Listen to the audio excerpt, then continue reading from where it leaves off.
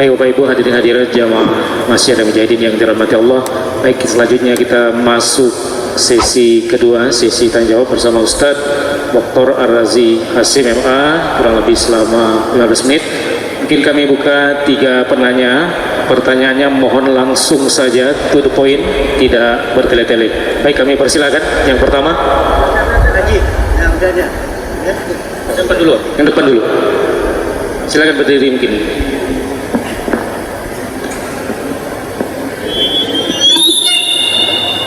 Bismillahirrahmanirrahim. Assalamualaikum warahmatullahi wabarakatuh. Ustaz, yang saya tanyakan bahwa kita ini kan adalah ada jasad dan ada ruh. Kalau kita punya orang tua, ada orang tua jasad dan ada orang tua ruh.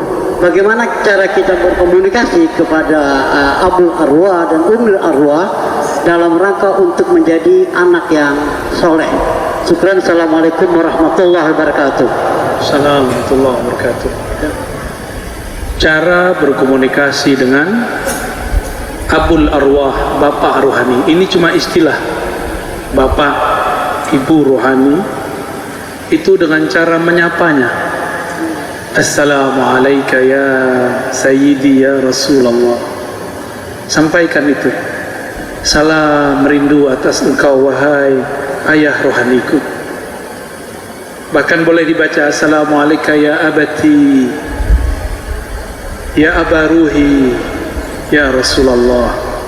Salam atas engkau wahai ayah rohaniku Rasulullah sallallahu alaihi wasallam. Ya, gitu. Jadi disapa. Sebelum kita berbicara, sapa dulu. Dan adab kepada ayah rohani baginda Rasulullah SAW, sapalah beliau. Sapalah setiap hari, setiap saat, setiap masuk ke setempat, apalagi masuk ke masjid-masjidnya. Ya, masuk masjid baca Assalamualaikum ya Sayyidi Rasulullah. Pulang ke rumah, undang nur Rasulullah masuk ke rumah.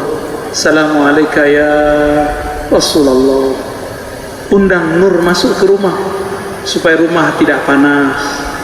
Kalau kita mau tengkar, kita ingat ada Rasul, cahayanya masuk. Kita malu kepada Rasulullah marah-marah kepada istri. Kita malu tengkar. Kita malu berbuat jorok kalau sudah mengucapkan salam ke dalam ruangan dan rumah. Ucapkan salam kepada beliau, ya. Terima kasih. Mungkin yang kedua, silakan. Assalamualaikum warahmatullahi wabarakatuh. Terima kasih Bu ya. Saya tidak ada pakai pertanyaan atau apa. Saya cuma mau bilang, saya datang dari jauh dari Sintang hanya untuk ketemu Buya. Karena saya memang penggemar berat Buya. Baik.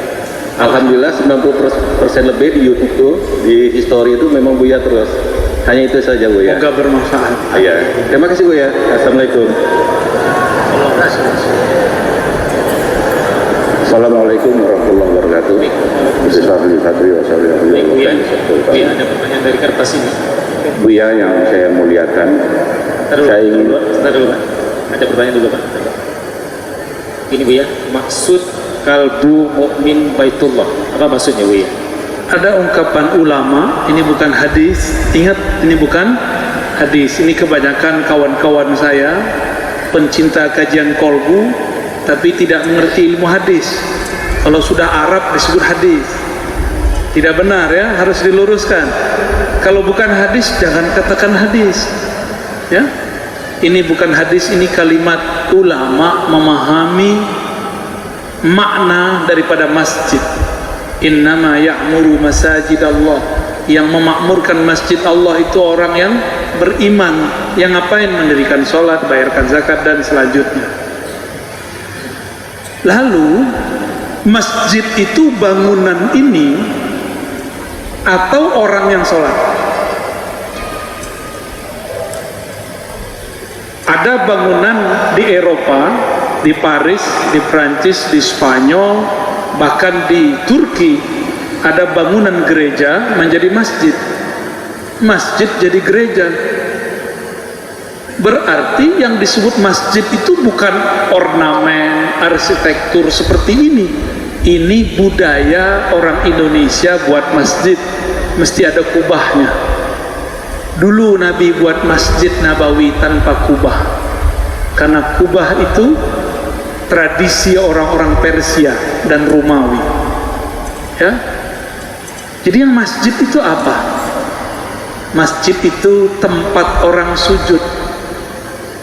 Banyak orang sujud, tapi kolbunya tidak sujud. Maka tempat kolbu sujud ini juga harus diketahui. Ya, di bagian manakah kolbu kita sujud? Ketika seseorang mengenali rahasia kolbunya, maka dia akan sadar qalbul mu'min baitullah. Masjid hakiki itu ada di kolbu. Itulah sebabnya malaikat itu datang bukan ke bangunan yang seperti ini. Malaikat datang kalau di dalam bangunannya ada orang-orang yang kolbunya sudah jadi masjid. Ya, kolbunya sudah makmur menyebut nama Allah. Yuzkarus fi hasmuh, nama-nama Allah disebut-sebut di sana. Maka setiap kolbu yang sibuk menyebut nama Allah, sibuk membesarkan Allah, kolbunya masjid. Kolbu kita sudah jadi masjid belum hari ini? Belum ya? Sudah menjadi rumah Facebook? Sudah menjadi sampah WhatsApp? Apalagi? Sudah menjadi gudang Instagram? Kapan kolbu ini menjadi masjid? Apabila orang mulai menyebut nama Allah di dalamnya. Maka belajarlah zikir kolbu, zikir khafi, wazkur rabbaka fi nafsik. Begitu Allah berkalam dalam Al-Quran surah Al-A'raf ayat 205, sebutlah nama Rabbmu. Siapa nama Rabb engkau? Siapa nama Rabb engkau? Katakan Allah di kolbu. Itulah pentingnya belajar zikrullah, itulah pentingnya talqin zikir. Carilah guru yang tepat. Semoga beliau terima kita jadi muridnya. Amin ya rabbal alamin. Baik, silakan Pak. Terima kasih Bu ya. Assalamualaikum warahmatullahi wabarakatuh. Saya ingin bertanya Bu ya, ini guru saya selalu kalau kita sholat sebelum takbiratul ihram mengucapkan ilahi anta maksudi robbaka matlubi. Lalu setelah salam tangan beliau selalu begini, lalu begini. Saya tanya, yang dibaca itu apa guru? Istighfar katanya. Nanti kalau kamu sholat, hati kamu pasti tidak betul, maka bersifat kamu. Tapi ditandakan dengan gini, saya khawatir Bu ya, itu menambah hukum sholat. Lalu dikatakan bid'ah. Lalu yang ketiga, setelah baca doa, ketika dia berzikir, dia mengucapkan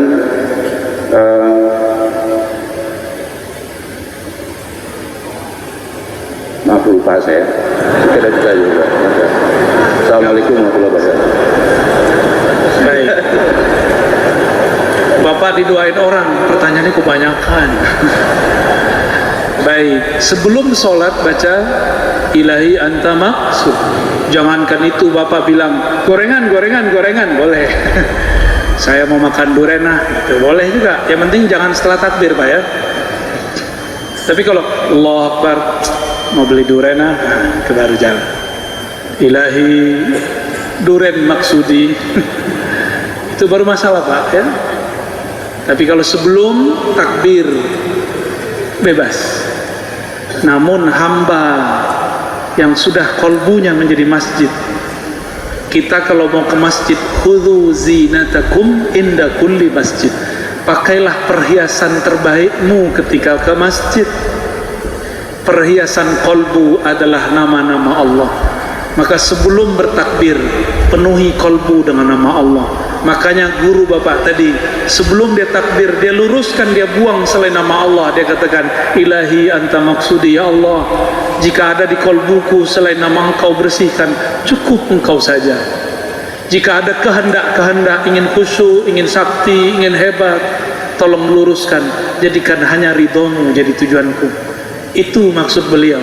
Selama tidak dibaca dalam sholat, tidak bid'ah. Yang bid'ah kalau dibaca setelah takbir, ya. Ada yang baca ilahi maksudi setelah takbir? saya bilang ente ahli bidah. Ya. Terus ba'da sholat, assalamualaikum, assalamualaikum. Sholat udah selesai belum? Boleh guling-guling nggak? Boleh loncat-loncat nggak? Boleh dengerin YouTube saya nggak? Kalau cuma begini-begini gini, boleh nggak? Oh, kalau yang akhwat bedak-bedak. Boleh nggak bedak-bedak habis assalamualaikum? Jadi nggak ada masalah. Adapun beliau begitu, karena Nabi dulu pernah setiap selesai sholat, beliau minta ampun kepada Allah. Karena Nabi tidak punya dosa, maka beliau tidak megang apa-apa. Beliau cuma merasa berdosa, karena merasa kurang cukup bersyukur. Kalau kita ini banyak dosa, mulai dari otak nih yang jorok. Udah jorok kan hari ini? Tuh, jujurlah, walaupun kepalanya pakai songkok, dalamnya jorok. Saya sama. Otak saya ini sama kotornya dengan otak Bapak. Cuma bedanya Allah pertemukan saya guru-guru yang mengajarkan cara mengcleannya, membersihkannya. Jadi kalau mau sholat terasa nikmat lagi. Kita mau makan, piring kotor, bisa makan. Kita mau makan, di baju ada bisa makan. Mau ketemu Allah, Allah menyajikan makanan namanya sholat. Di kolbu ada hasad,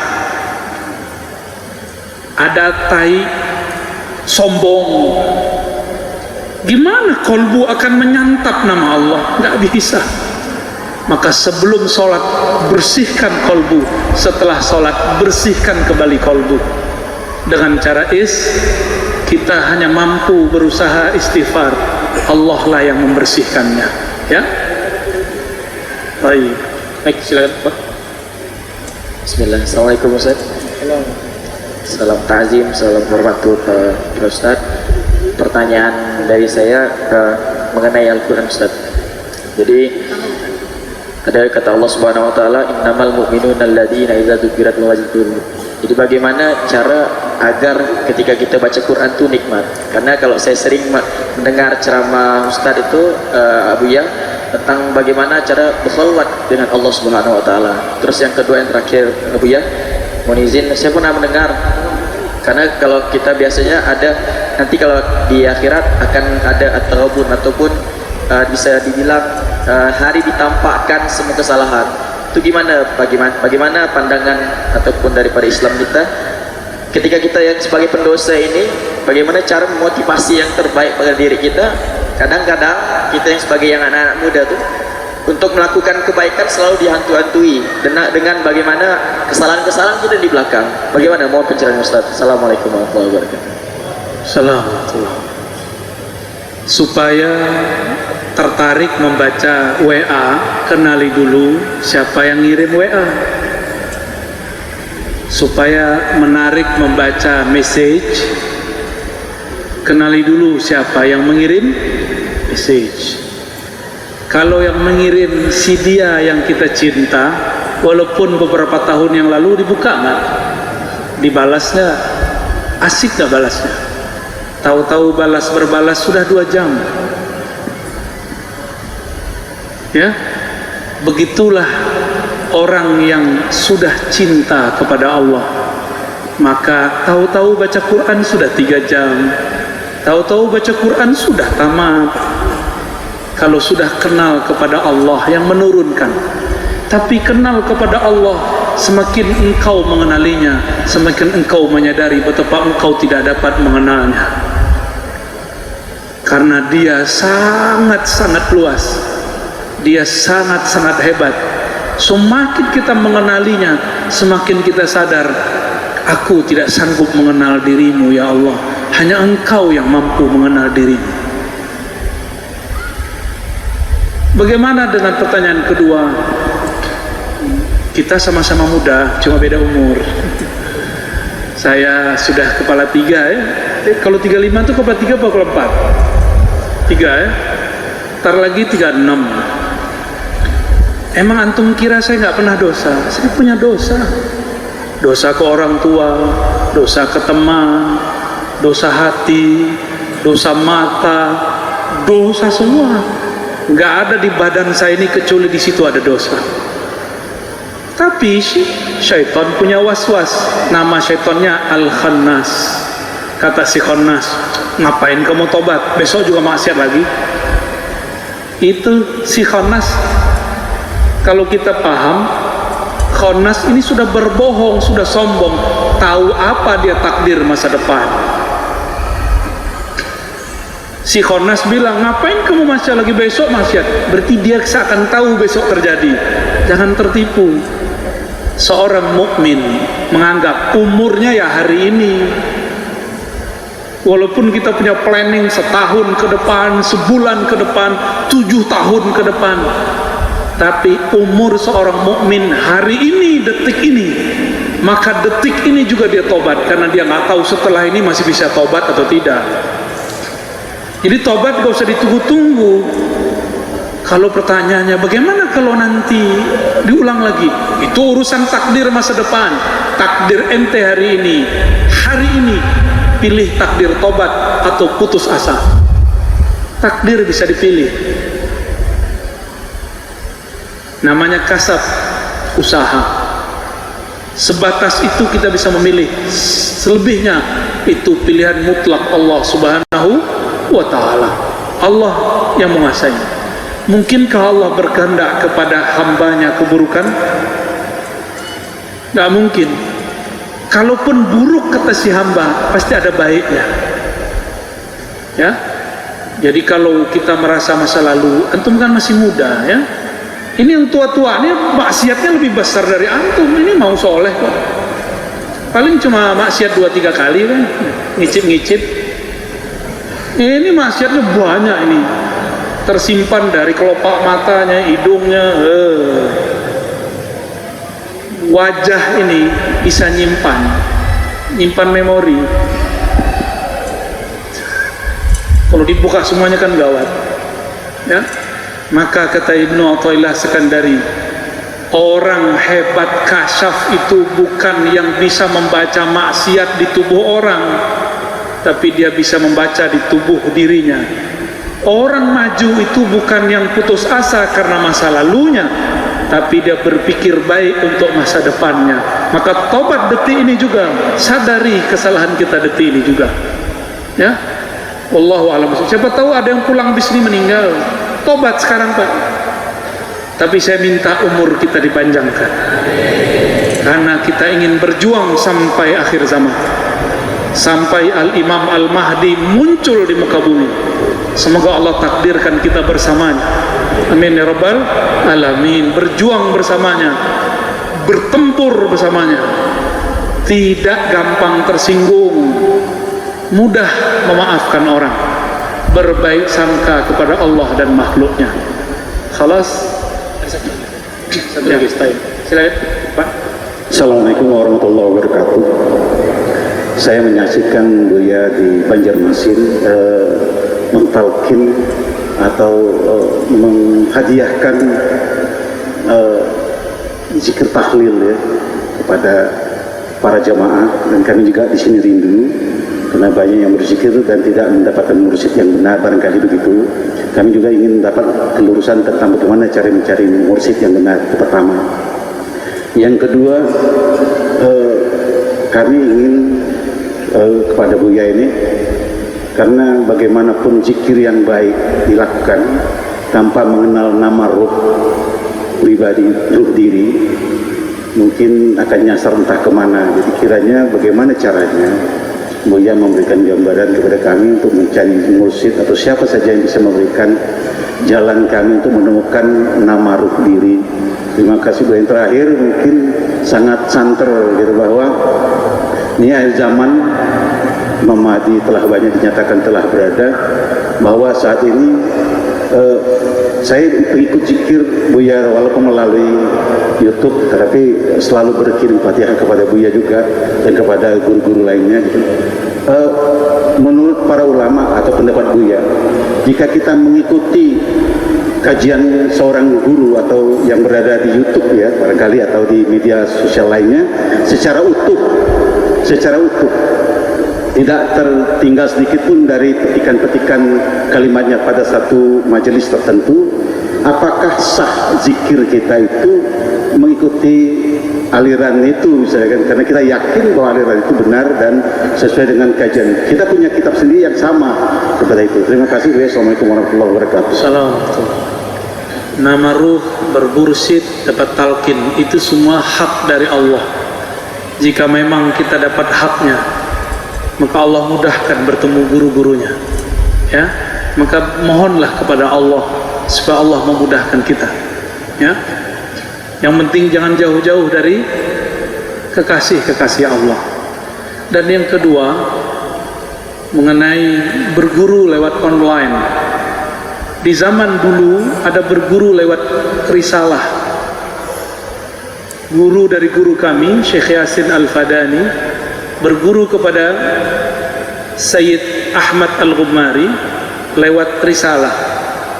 Sebelum bertemu beliau pakai surat dulu, lalu diijazahkan lewat risalah. Lalu Allah takdirkan mereka bertemu.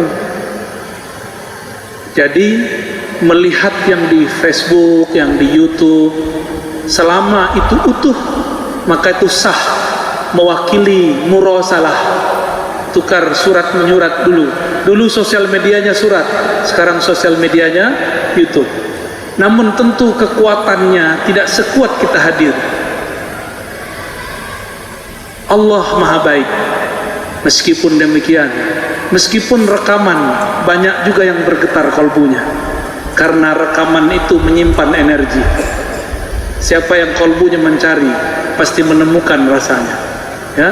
Saya pun kalau nonton itu sendiri, saya ngeliat bukan diri saya, Pak.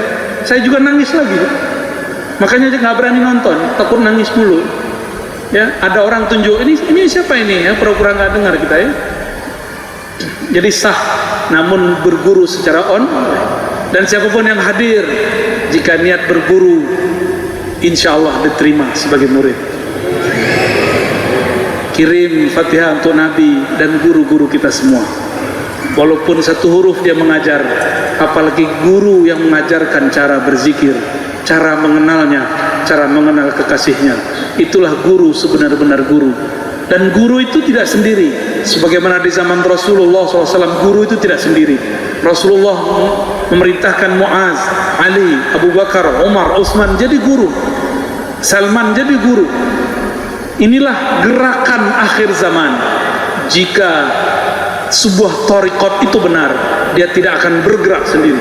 Jika harokah itu benar, maka harokahnya tidak gerak sendiri, dia bergerak dengan guru. Semuanya tidak merasa paling benar, semuanya hanya mencari kebenaran. Kita boleh mencari kebenaran, tapi tidak boleh merasa paling benar.